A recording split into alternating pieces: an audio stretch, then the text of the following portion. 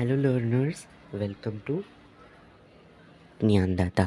इस चैनल पर आपको लैंग्वेजेस का गाइडेंस मिलेगा और सोशल साइंस का भी गाइडेंस आपको मिलेगा। तो आज हम बात करने वाले हैं ज्योग्राफी सब्जेक्ट के बारे में, 10th के बारे में ही। तो आपने हिस्ट्री का वीडियो मेरा देखा था, तो इसलिए मैंने सोचा कि हिस्ट्री का डाला है तो मैं ज्योग्राफी का भी डाल देता हूँ। स्टैंडर्ड 10th एसएससी, तो एसएससी बोर्ड के बच्चों के लिए ये वीडियो है।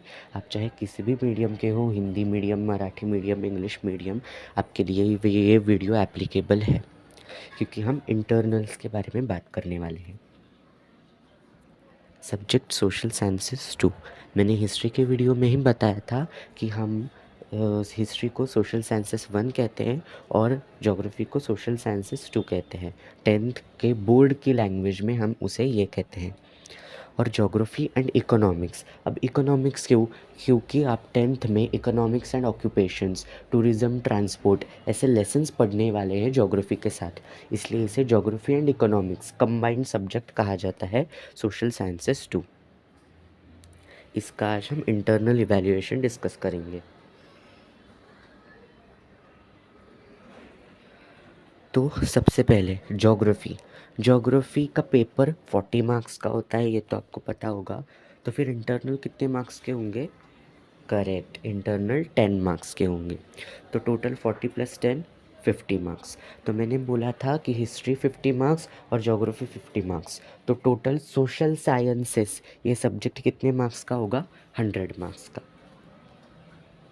अब इस 10 मार्क्स के इंटरनल में कैसे कैसे डिवीज़न है, कैसे कैसे आपको मार्क्स मिलेंगे, ये अब हम जानेंगे।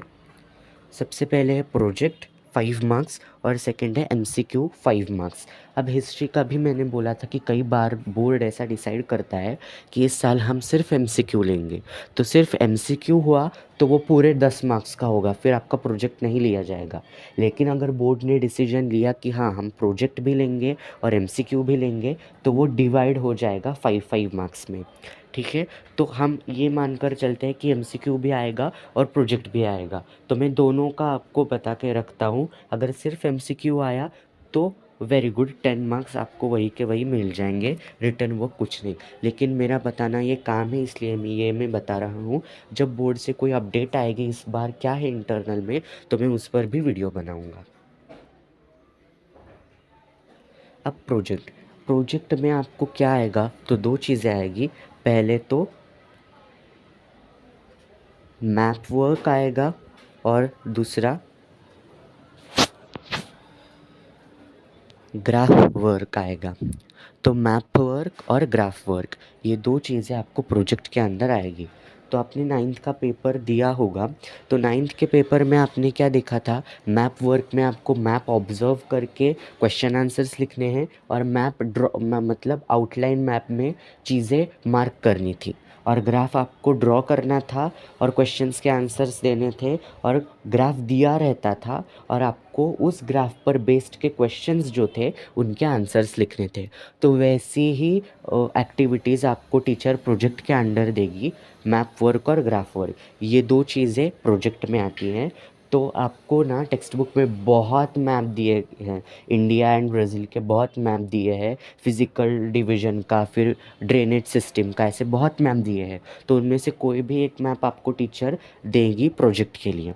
और ग्राफ वर्क में ज़्यादातर इकोनॉमिक्स के जो सेक्शन है, इकोनॉमिक्स एंड ऑक्यूपेशंस, टूरिज़्म वगैरह, वहाँ पर आपको ग्राफ दिए गए हैं, import and export of Brazil वगैरह। तो वो ग्राफ आपको यहाँ पर प्रोजेक्ट में देने की संभावना है।